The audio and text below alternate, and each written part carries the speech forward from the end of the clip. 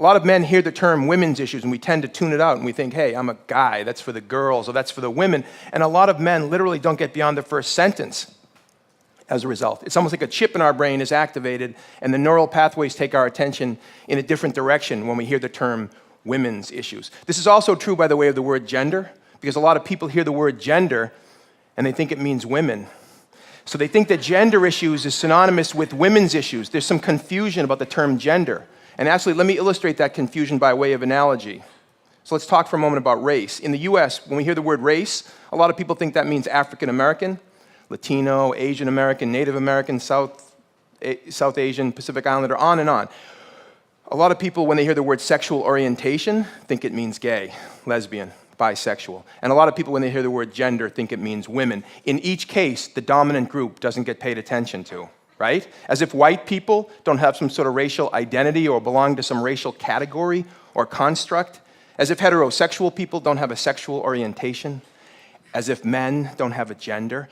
This is one of the ways that dominant systems maintain and reproduce themselves, which is to say the dominant group is rarely challenged to even think about its dominance, because that's one of the key characteristics of power and privilege, the ability to go unexamined, lacking introspection, and in fact being rendered invisible in large measure in the discourse about issues that are primarily about us. And this is amazing how this works in domestic and sexual violence, how men have been largely erased from so much of the conversation about a subject that is centrally about men. And I'm going to illustrate what I'm talking about by using the old tech. I'm old school on some fundamental regards. I make films and I work with, high tech, but I'm still old school as an educator. And I want to share with you this exercise that illustrates on the sentence structure level how the way that we think, literally the way that we use language, conspires to keep our attention off of men. This is about domestic violence in particular, but you can plug in other analogs. This comes from the work of the feminist linguist Julia Penelope. It starts with a very basic English sentence.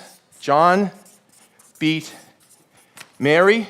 That's a good English sentence. John is the subject, beat is the verb, Mary is the object. Good sentence.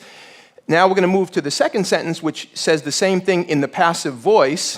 Mary was beaten by John. And now a whole lot has happened in one sentence. We've gone from John beat Mary to Mary was beaten by John. We've shifted our focus in one sentence from John to Mary. And you can see John is very close to the end of the sentence, well, close to dropping off the map of our psychic plane. The third sentence, John is dropped, and we have Mary was beaten, and now it's all about Mary. We're not even thinking about John, it's totally focused on Mary. Over the past generation, the term we've used synonymous with beaten is battered, so we have Mary was battered. And the final sentence in this sequence, flowing from the others, is Mary is a battered woman. So now Mary's very identity, Mary is a battered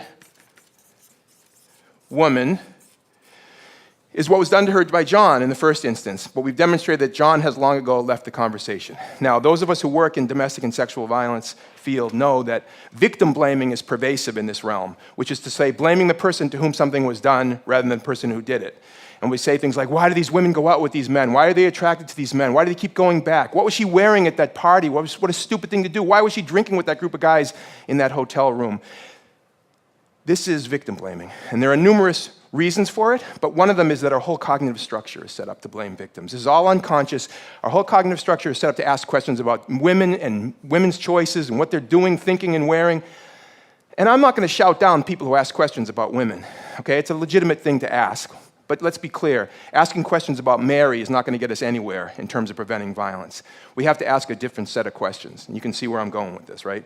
The questions are not about Mary, they're about John. The questions include things like, why does John beat Mary?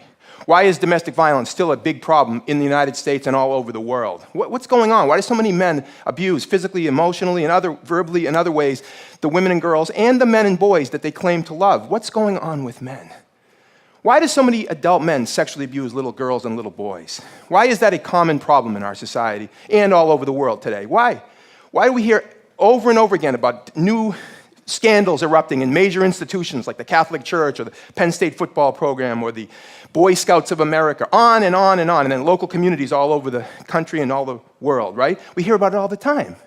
Sexual abuse of children.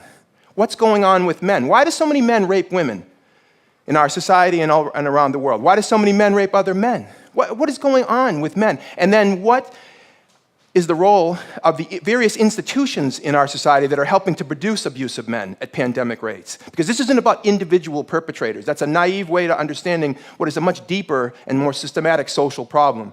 The perpetrators aren't these, monsters who crawl out of the swamp and come into town and do their nasty business and then retreat into the darkness. That's a very naive notion, right? Perpetrators are much more normal than that and everyday than that. So the question is, what are we doing here in our society and in the world? What are the roles of the various institutions in helping to produce abusive men? What's the role of religious belief systems, the sports culture, the pornography culture, the family structure, economics and how that intersects, and race and ethnicity and how that intersects? How does all this work? And then once we start making those kind of connections and asking those important and big questions, then we can talk about how can we be transformative? In other words, how can we do something differently? How can we change the practices? How can we change the socialization of boys and the definitions of manhood that lead to these current outcomes? These are the kind of questions that we need to be asking and the kind of work that we need to be doing, but if we're endlessly focused on what women are doing and thinking in relationships or elsewhere, we're not going to get to that piece. Now, I understand that a lot of women who have been trying to speak out about these issues today and yesterday and for years and years often get shouted down for their efforts. They get called nasty names like male basher and man hater and the disgusting and offensive feminazi, right? And you know what all this is about? It's called kill the messenger. It's because the women who are standing up and speaking out for themselves and for other women, as well as for men and boys, it's a statement to them to sit down and shut up. Keep the current system in place because we don't like it when people rock the boat. We don't like it when people challenge our power. You better sit down and shut up, basically. And thank goodness that women haven't done that. Thank goodness that we live in a world where there's so much women's leadership that can counteract that. But one of the powerful roles that men can play in this work is that we can say some things that sometimes women can't say, or better yet, we can be heard saying some things that women often can't be heard saying. Now, I appreciate that that's a problem, it's sexism, but it's the truth. And so one of the things that I say to men, and my colleagues and I always say this, is we need more men who have the courage and the strength to start standing up and saying some of this stuff. And standing with women, not against them, pretending that somehow this is a battle between the sexes and other kinds of nonsense. We live in the world together. And by the way, one of the things that really bothers me about some of the rhetoric that against feminists and others who have built the battered women's and rape crisis movements around the world is that somehow, like I said, that they're anti-male. What about all the boys who are profoundly affected in a negative way by what some adult man is doing against their mother, themselves, their sisters? What about all those boys? What about all the young men and boys who have been traumatized by adult men's violence? You know what? The same system that produces men who abuse women produces men who abuse other men. And if we want to talk about male victims, let's talk about male victims. Most male victims of violence are the victims of other men's violence.